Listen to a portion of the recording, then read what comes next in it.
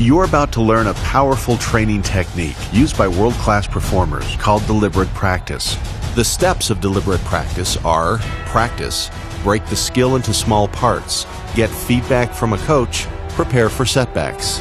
Now, given the power of deliberate practice, we could show you Olympic athletes in their prime, masters of intellectual competition, even world-famous ball players. We could show you these people. Let's do it. But instead, let's apply deliberate practice to a, well, more extreme setting. 3, 2, 1, eat. Consider these trained athletes engaged in a heated competition. And while you may not find these competitors on any cereal boxes, their sport is sanctioned, and you can watch it on TV. Meet Don Lerman, a veteran of a sport that grew from the backfields of country fairs to today's big stage, competitive eating.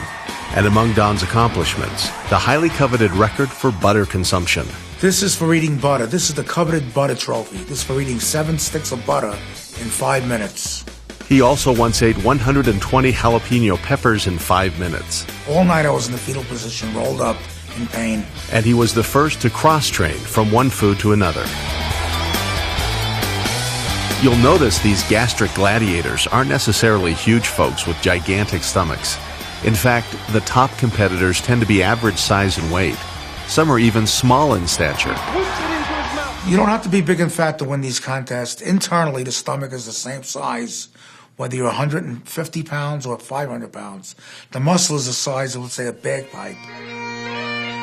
So when it comes to eating contests, having a bigger bagpipe isn't nearly as important as knowing how to play it. Things you got to work on in competitive eating is 3 things: speed, capacity, and technique. You give somebody an hour to eat a holiday dinner or at a buffet, they'll eat a lot. But in the short time frame of these contests, 2 minutes, 5 minutes, the body can only process so much food so fast.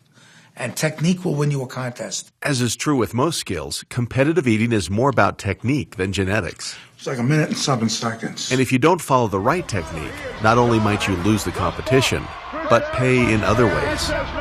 When you're eating hot dogs or any type of meat, you got to get used to the grease. There's something when the proteins mix with your sweat or something, it's called the meat sweats, and it'll get you nauseous. Your legs will turn to lactic acid, and you'll get dizzy, you'll get groggy up there, and you're going to lose the contest. You got to get used to that heavy grease. You don't want to get the meat sweats. And we all hate the meat sweats. Practicing techniques are important, but practicing the right ones, the vital behaviors, are the key to real success. So how does one go about learning new vital behaviors? Would you follow the same strategies used by other competitors, such as world-class musicians, skaters, and chess players? According to Don, the answer is yes. In fact, he knows and applies each of the techniques of a new and growing field known as deliberate practice. Listen in as Don teaches us the methods of deliberate practice. Well, when I train for an event, I start at least 2 months in advance. At least 2 months. Like I'll give you an example for the hot dogs. Every day I'll put down 5 hot dogs with my timer. And at the end of the week, I'll put down 20 and see what I can do. When I know I got 20, I know I'm going to be in the zone. Someone told me, going into the matzo ball, cut them up in quarters. Everybody's going to pick them up like an apple. Try cutting up in quarters. With hamburgers, you want to shred the hamburgers and eat the rolls separate. Well, the way I know I'm on track with my training, me and a couple more competitive eaters will get together at my house or their house, and we'll have a hot dog run together, and we'll see what we can do. I've coached friends that were in other contests that I weren't in. I gave them the pointers. I set the timer. I watched what they were doing wrong. In competitive eating, there's a term, you hit the wall. In other words, you just can't go on anymore. The nauseousness is getting to you, and you pray for them to end the contest. You got to just focus on the food in front of you and your timer, and that's it. So Don teaches us what Dr. Anders Ericsson of Florida State University has been researching for years. If you want to learn a new vital behavior and maybe become an elite performer, don't worry about genetics. Focus on your training methods.